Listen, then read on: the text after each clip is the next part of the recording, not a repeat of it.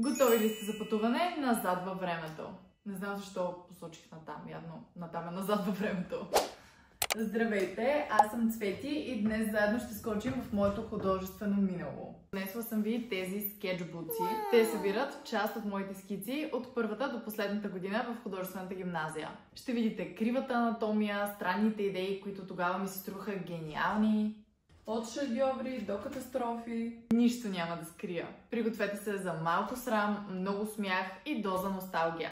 Започваме с този малък скетчбук, като тези ще ги оставя на страна. Ето тук отгоре ще ви показвам страниците. Отнеми ми горе-долу около 40 минути да ги снимам и още толкова да ги изрежа. Така че не забравяйте да харесате това видео, за да ме подкрепите и да ми покажете, че искате да правя още такива. Та започваме с настроенията ми. Впечатлявам се колко съм била постоянна. Всеки ден съм си записвала, айде без ноември и декември, нали? Но това е почти цяла година, това са 10 месеца. Съм записвала как съм се чувствала. Като гледам, не е много добре. Но имам даже тук само един best day, октомври 24. 2017 бил е голям ден за мен. Започваме с една рисунка, която е с въглен и като гледам се отпечатала на съседната страница. Не помня дали съм я фиксирала с нещо. По принцип, когато рисувате с въглен е хубаво отгоре да има някакъв лак под формата на спрей, защото иначе ще си размажете просто рисунката. Анатомия няма да коментирам. Като цяло ще видите доста тела в тези скицници, тъй като все пак така се учи анатомия. Не ме съдете, не е в мен проблема. Още едно тяло, което този път е с акварел. Какво да ви кажа, лицето явно не се е получило, щом е в това състояние. Искала съм да направя отзад някаква рамка за снимка с детайли или пък някакво огледало, не знам. Така ми изглежда тук по тези завъртулките. Ръцете са потрес. Те затова така са се преляли. Някой път, като ми се получаваха добре, ги очертавах с някакъв тънкописец, но цялостно самото тяло изглежда окей. Ръцете са зле. От тук до долу все са зле. Но ще го преживеем това. Не. Защо почваме от третата страница да сме толкова кринж? Какво е това? Какво е това момиче с някакъв аквариум с рибки, които плуват около главата й? Не мога. Lonely for you only. Така, тук изпада нещо. Запазила съм си някаква салфетка с цветен туш по нея. Като някакъв тип абстракция ли трябва да е това? Запазила съм го. Харесвало ми е. О, това са стикерите ми. Когато бях 8 клас, по-големите, примерно 10-класниците, си правяха стикери. Имаше едно място близо до училище, в което принтираха на стикерна хартия. И аз много се кефех, бях много впечатлена. И исках да си направя мои стикери, като тук мисля, че има няколко само мои. Този е мой, този и този. И този е мой. Като тези са на други хора. Продължаваме с някакви скици, които съм правила в час по нещо. Това е било в час със сигурност. Няма какво да коментирам. Не е добре положението. А тук имаме някакво момиче, което левитира, отново няма лице. Винаги, когато рисувам тяло, то се получава добре и реша да му добавя лице, просто не. Затова този път не съм правила тази грешка. Рисувано е с такива химикали брокатени. Вече има някакъв щрих, който не е много добър, но тогава се бях заребила по този щрих и така ще го видите и в следващите скици, предполагам. Но от момичето растат гъби. Това е много една гениална идея. Да, ето за този щрих говоря. Много се бях заребила и такива ръце да правя. Помня, че бях правила и крака по този начин. Това го бях видяла от някаква художничка, не е моя хрумка. Така както е ръката и пръстите в края да са по-тъмни и някакси да отива нагоре. Много ми харесваше как седи. И този квадрат червения за някакъв контраст. Окей, това ми харесва, честно казано. Самата ръка е изключително грешна анатомично. Това палец тук много зле. Като тук имаме някакви очи с нос, които щриха им е потрес. Това мисля, че са първите ми опити с перо и туш. Да, това е перо със сигурност. Не е тънкописец и тук даже съм пробвала да пиша някакви неща и то пак с туш. Преминаваме към още ръце и крака в същия този стил. Лилаво и зелено много ми харесва като комбинация до ден днешен, но този штрих имаме и ние акварелни крачета. Изглеждат окей. Анатомично няма да коментирам, то глезен е топче.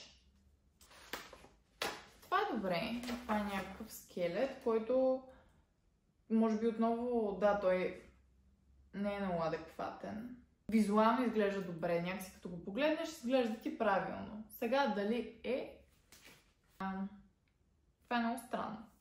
Това не мога да разбера дали трябва да са и краката, които са кръстосани, или това са и ръцете е така направила.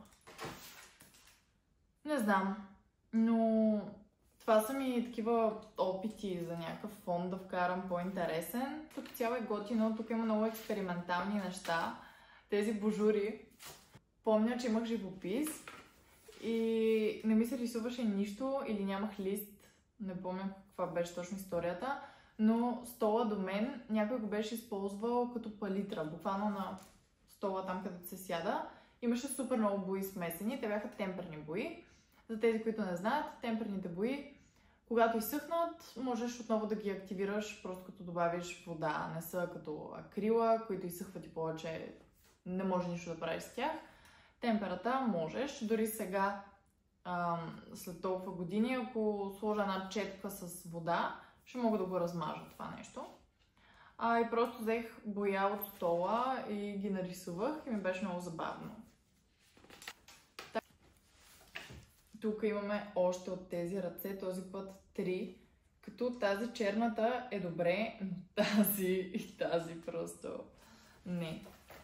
Това пак е скица на нещо, което е било пред мен в този момент, като отзад съм рисувала нещо, което съм скрила с такава страница.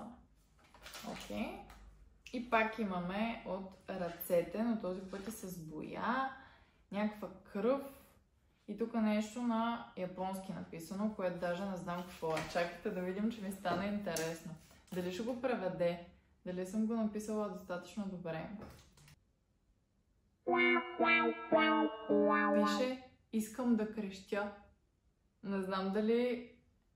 Иначе съм го написала вярно, щом го превежда. Аз между другото по едно време в 8 клас бях много се заребила да уча японски. Бях си купила една толкова дебела книга. Като имаше всякакви граматически правила, обяснения, как се пише, упражнения. Но просто беше толкова сложно, поне за мен. Аз съм много зле с ученето на всякакви езици. Просто се отказах. Все още имам тази книга. Мале.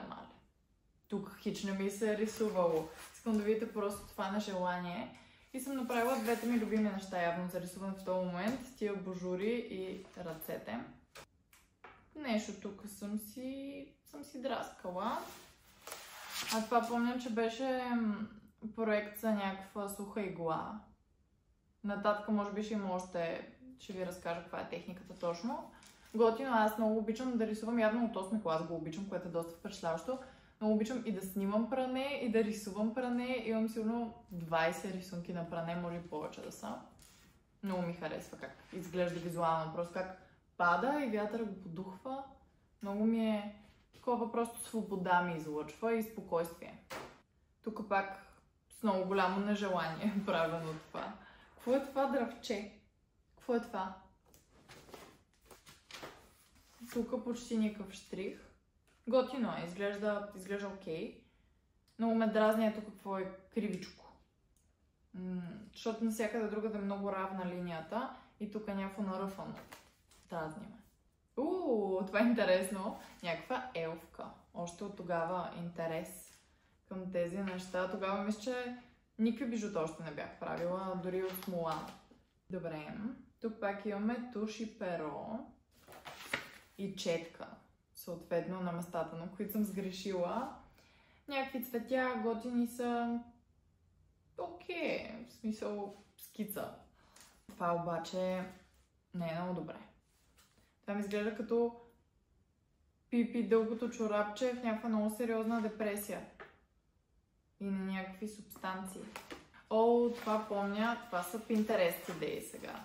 примерно да е било някакво момиче с рижава коса, която просто е качила снимка, но това си е изкопирано дословно. Pinterest идея, мозъка е яйце и от устата човек е плюе жълтъка. Символика голяма имаме в тези творби. О, не, стихотворение отново пропускаме. Че пак беше за суха игла. Тези глухарчетата. Харесва ми, даже да си го представим на някакъв статус. Малко е неравномерно, ако сега го повторя, тези линии ще са много по-изчистени. Но за 8 клас, при положение, че аз преди да влезем в художествената, винаги съм харесвала някакви занаятчийски неща и съм изработвала неща с ръцете си, но не съм рисувала толкова. И като цяло идеята не беше аз да влизам в художествена гимназия, това беше така доста случайно.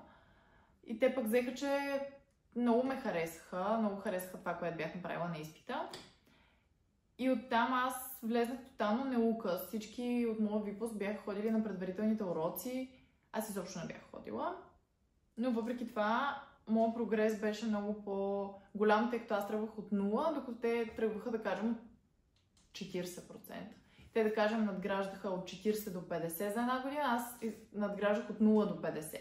И просто беше много по-видимо. Не, че те не са рисували добре. Имало е хора в моя випуск, които рисуват по-добре от мен. Сега да не решите, че с някакво самочувствие го казвам. Тези ги бях направила на стикери, спомням си. Някакви ръчички, кръчета. Тези двете сега са две фигури, които много бях харесала как са се получили. И тях ги има... Помня, че ги бях правила в различни техники. Мисля, че ще ги видим по-нататък, може и в другите скицници, но много ми харесва как станаха просто.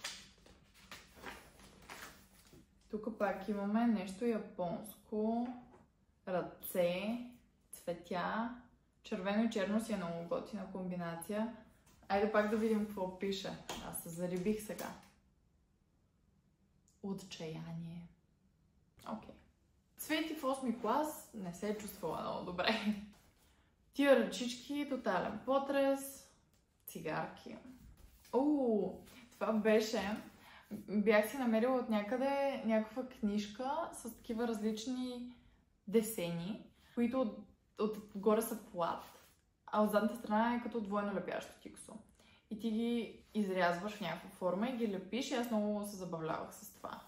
Помня, че бях правила и още неща.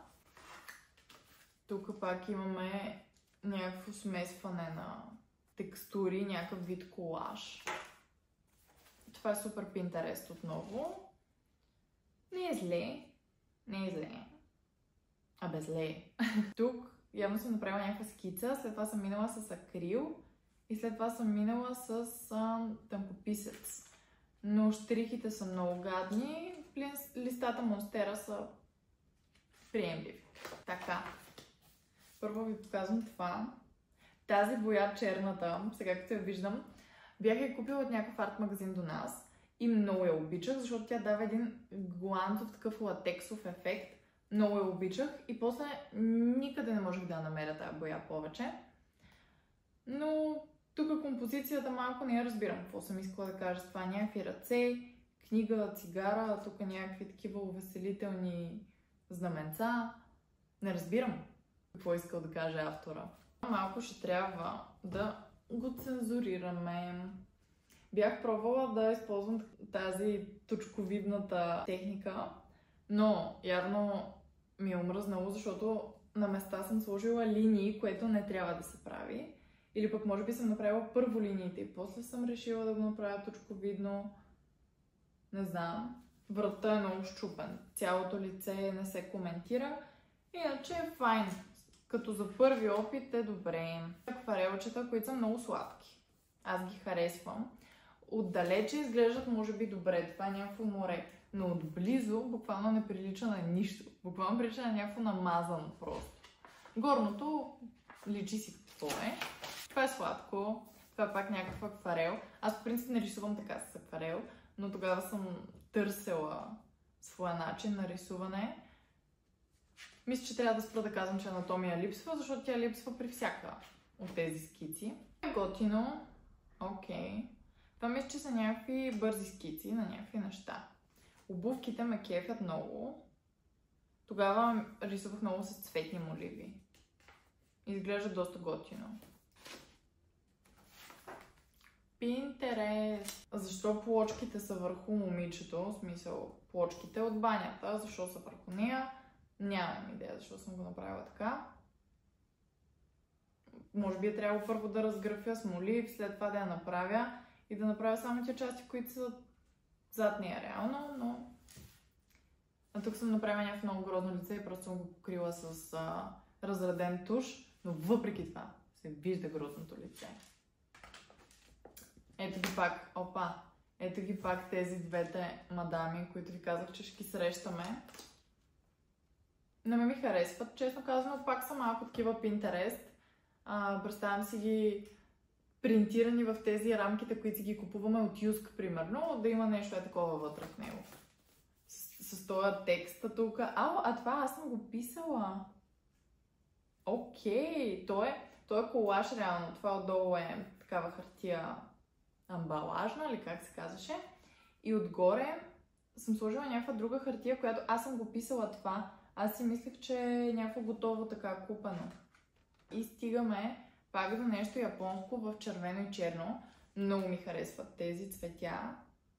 Мисля, че са ми любимото нещо в този скетчбук. Много добре изглеждат. Въпреки, че тук малко се е размазал туша, но рисковете на професията. И тук пак пиша нещо. И тъй като вече предните две ги проверих, няма как да не проверя и това. Цветя, цветя, цветя. Това пише.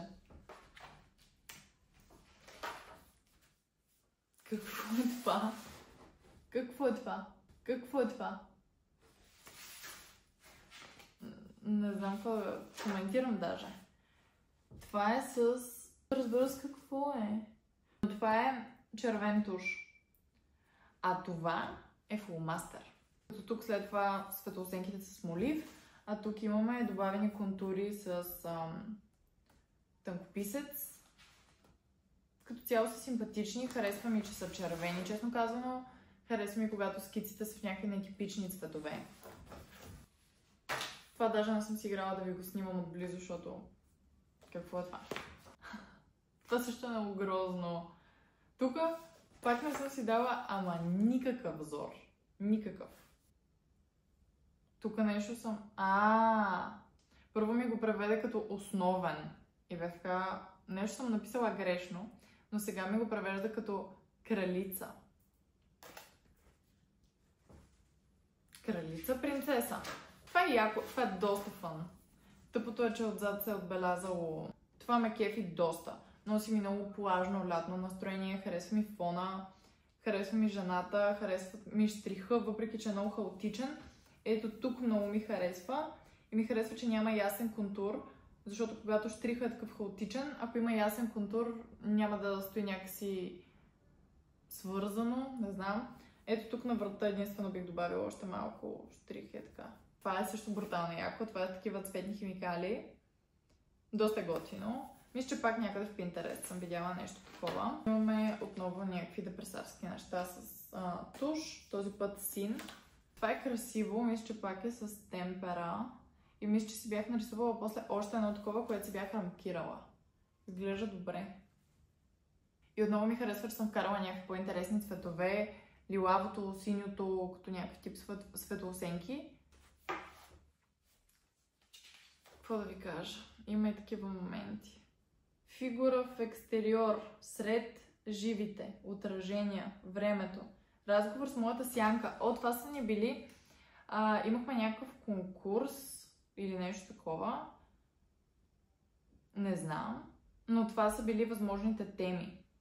Имаме и контрасти и експериментална. Окей. Това е много добро. Лилиите са много добри. Тук штриха вече почва да... Самия штрих почва да изгражда формата. Примерно тук. Дърветата... Те не са толкова добри. Тук имаме още дървета. Нещо са ми се рисували дървета. Някакъв опит за лице. Някакъв опит за неща. Много ми се искаше да бъда от хората, които правят дудали. и някакви такива. Изобщо не ми се получаваха дудалите. Тук пак опит за някакво цвете, някакви лица, това е с молив. Това е файн. Не е толкова. Носа е много плосък.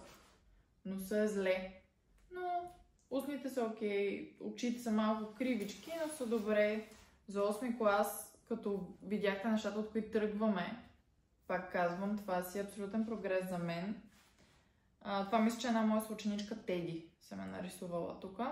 А това, учителя ни по графика тогава ни беше показал, буквално взимаш някаква пръчка, взимахме ги от двора, чупиш я, подостриш малко с макетния нож да стане плоска, като тази задната част на клечките за суши, и потапаш в туш и рисуваш с нея и създава много интересни ефекти. Примерно ето тук този детайл, косата, тук рамото.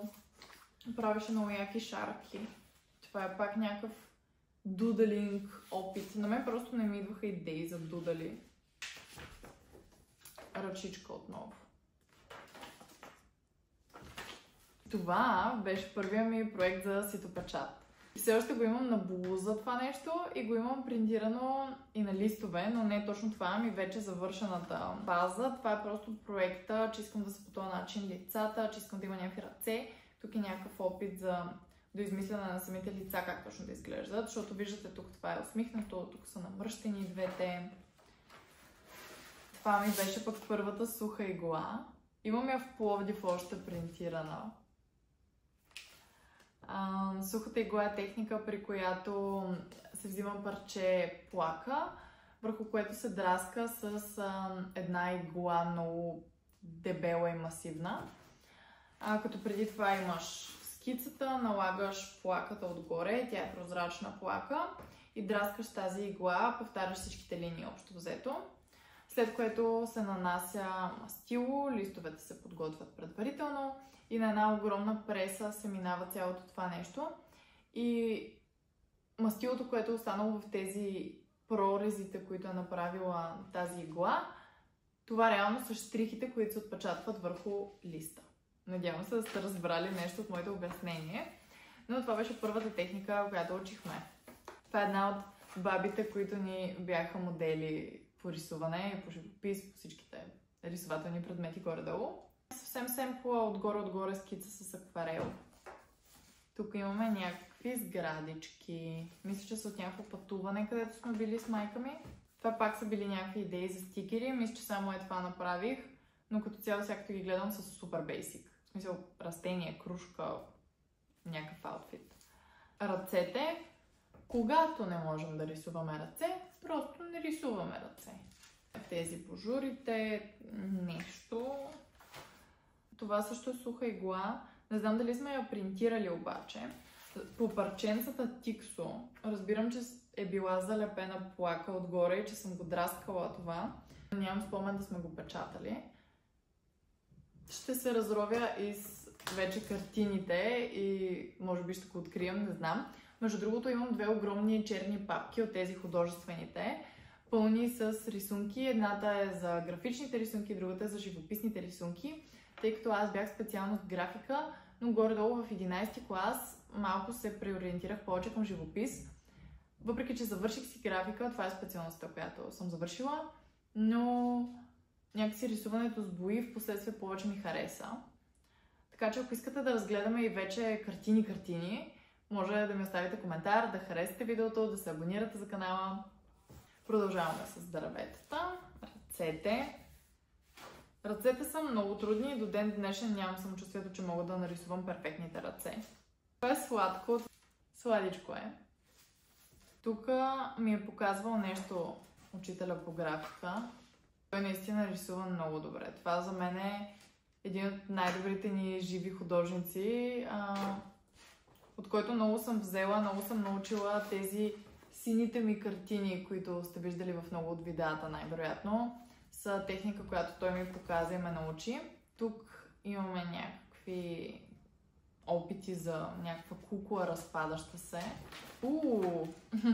Това пак е с темпера. Защо съм рисувала толкова с темпера? Аз изобщо не я харесвам. Това трябва да е автопортрет. не знам. Много рисувах автопортрети, може би в 9-ти клас започнах много да рисувам автопортрети. Тук пак имаме една от бабите моделки. И това пак го е рисувал учителя по графика. Защо не му казвам името? Христо Жеков се казва. Много добър, наистина много добър. Някакво парченце, тук имаме някакви идеи за композиции, които даже не разбирам какво е. Примерно това изглежда като някакъв човек, който кара колело просто. Някаква жена, която се къпе. А това е някакъв човек сред някакви дървета и планина, примерно нещо такова, но това изобщо не ми звучи като мои композиционни идеи. Така че по-скоро тук някой пак нещо ми е обяснявал, но не е Жеков. И бързо стигнахме до края на този скицник. Ето тук пак сме на настроенията. И мисля, че това е всичко за днешното видео. Надявам се да ви е било интересно. Напишете ми в коментарите кои скици ви харесаха най-много, кои не ви харесаха изобщо. А ако искате видео, в което ви показвам по-големи рисунки, вече така истински, пишете в коментарите. Чао! До следващото видео!